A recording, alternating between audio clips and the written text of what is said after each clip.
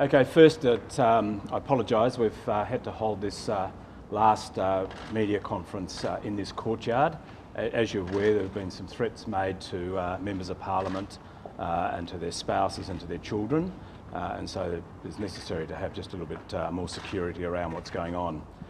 With respect to that, can I just simply say it's been an ugly, a nasty end to this election campaign.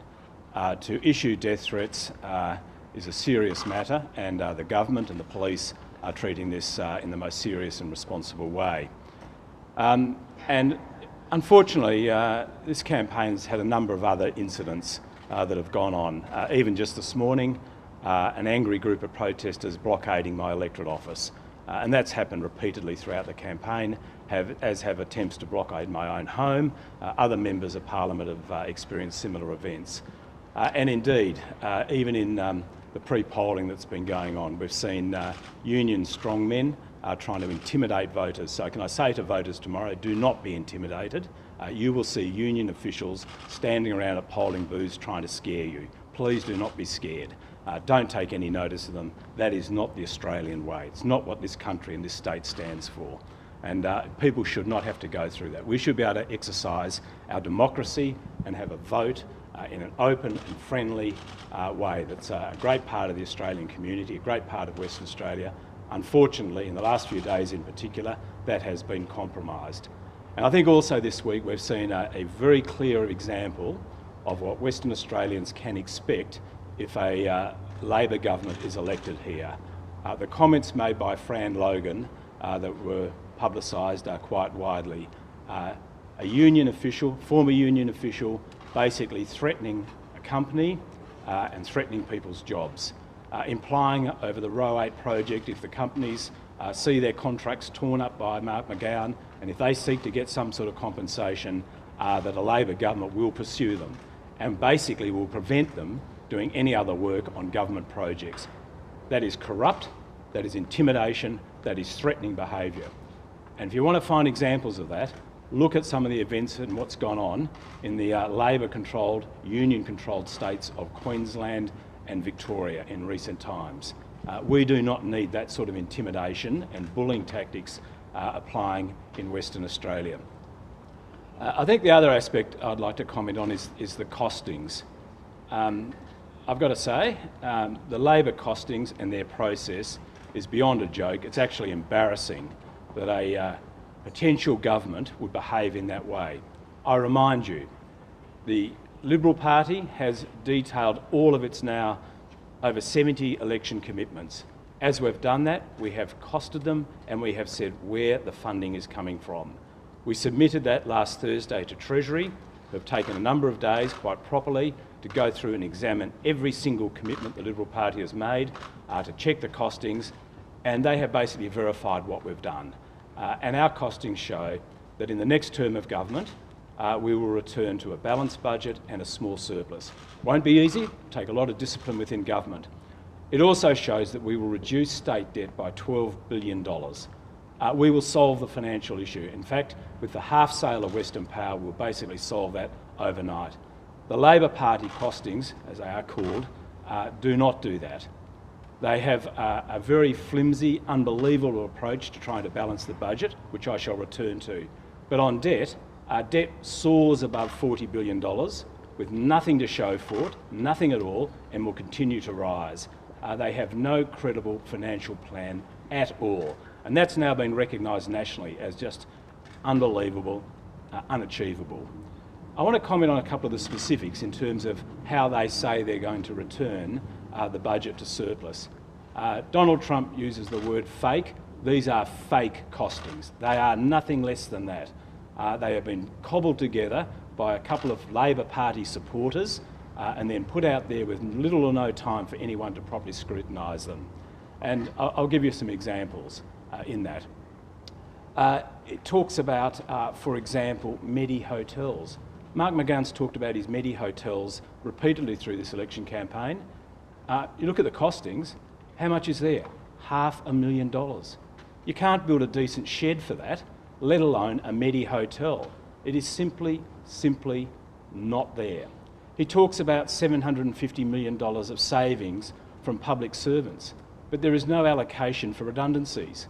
So if you're going to make $750 million of savings in the public service, you have to sack 2,500 public servants at least. You have to sack them.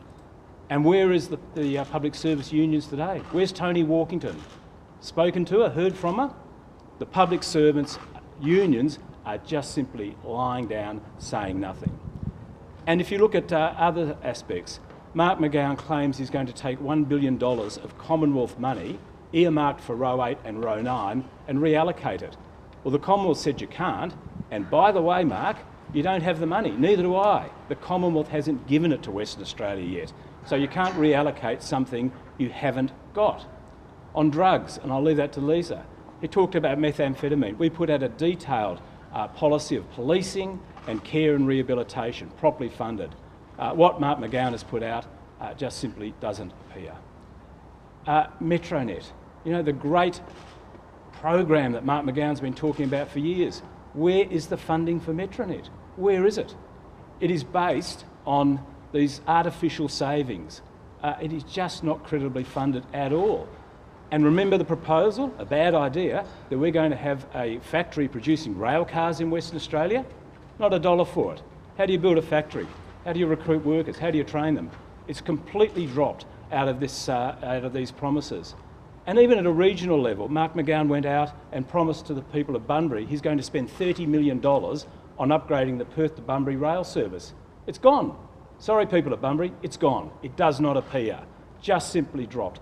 And you can go on and on and on. Even last weekend, Mark McGowan went out to the RSPCA. I'm a vice patron of the RSPCA, and Lynn and I are great supporters of the RSPCA. He promised them $2 million. It's gone. It's not there. It's not in the costings. And you can go on and on through this flimsy little document put up by a couple of Labor Party mates. It is an insult to the West Australian public, an absolute insult. And frankly, it's an insult to any commentator, any economist, any analyst, any journalist. You are being absolutely taken for a ride on this. This is not properly put together. It has no financial standing, and all of those commitments, a whole lot of them, have just simply been dropped overnight. That is what Mark McGowan has done. It is a fraud politically and a fraud financially on the people of Western Australia. So what's the alternative? What's going to happen if the McGowan government is elected? Well, you can let debt go through the roof. Debt's higher than I like now, but it's not out of control, and we have a clear plan to reduce it dramatically. Under Mark McGowan, there is no plan at all, no acknowledgement that we need to deal with our debt situation. Completely ignored. So what's left? You can't let debt go through the roof because you'll absolutely get downgraded, incredibly downgraded on credit ratings if that happens. What you'll then see is, well, taxes, fees and charges. They're going to go up. They have to. They have to. Mark McGowan cannot balance his budget without massive increases to the cost of living of West Australian households and extra imposts on the business community. And again, you know, just on that, the false claims being made. The Shadow Treasurer, Ben Wyatt, apparently went out in the last day or so and said this government put up payroll tax. No, Ben, we haven't. That's a lie. A blatant lie in the last days of the election campaign. We've actually reduced payroll tax through our time in government, given rebates, reduced rates, raised the threshold and so on. So these lies are just being perpetrated on the people of Western Australia, and it goes on and on. So tomorrow, when people go out to vote, you know, I say to you, do not take your vote in a casual way. I know we've been in government for a long time, but we have been a good government. You haven't had the scandals you had under Labor. You haven't had the Corruption Commission inquiring into ministers and forcing them to resign. You haven't had a squandering of public money. You haven't had wasted projects. We have spent money well, and yes, we've had to borrow because we don't get the GST revenue that the other states get. When Labor were last in power in Western Australia, they got treated the same as other states. We've had to endure that collapse of GST revenues. We've had to get through the global financial crisis and the rise and fall of commodity prices. But you know, where is Western Australia today as an economy? We've had the biggest growth in employment in the last month's statistics. The economy is coming back, as it always does. This is a resilient economy. We've had real growth of over 40% in the last 8 years, the strongest growth amongst any Australian state. We account for now over 40% of Australia's exports. more exports than New South Wales, Queensland and Victoria put together, done by little old Western Australia. We lead the nation in that, and we will lead. And we've outlined detailed plans of growing some of the other sectors of our economy. We have to keep mining and petroleum strong. It's still growing, but it won't grow as quickly as it did. We made big investments already into agriculture. Labor, they oppose most of the agricultural plans that we put forward. We made big investments into the City of Perth and developing tourism and science, trade into the Indian Ocean rim areas, clear way forward. And just mention tourism. Mark McGowan, you've heard me before, opposes Elizabeth Quay, opposed the stadium, opposed some of the hotel developments this state's got underway. And yet in this campaign, he went to the tourism industry and said that he's going to spend over $400 million on tourism marketing. Well, hang on, I flicked through their costings, nothing. Not a word said, not a dollar allocated, just not there. So I know you haven't got much time for the public or for the media or anyone who wants to analyse these things, because it's a flimsy, fake document and it's an insult. It's an insult to the people of Western Australia. So I'm pretty angry about that. I'm angry about the disruption to this campaign. I'm particularly upset about the death threats, not for myself. Lynn and I have been through that a number of times, but I think for younger members of Parliament, for their husbands, their wives, their children, that is incredibly distressing. That is not the West Australian way. And I'm upset about the intimidation and the threats made by Fran Logan. And you'll see a big police presence around today. What a waste of resources that is. And that is because of the action of these strong-armed people within the union movement and some of the outrageous actions by protesters who have insulted their fellow West Australians and behaved badly. So that's where it is. The election's tomorrow. We have been a good government.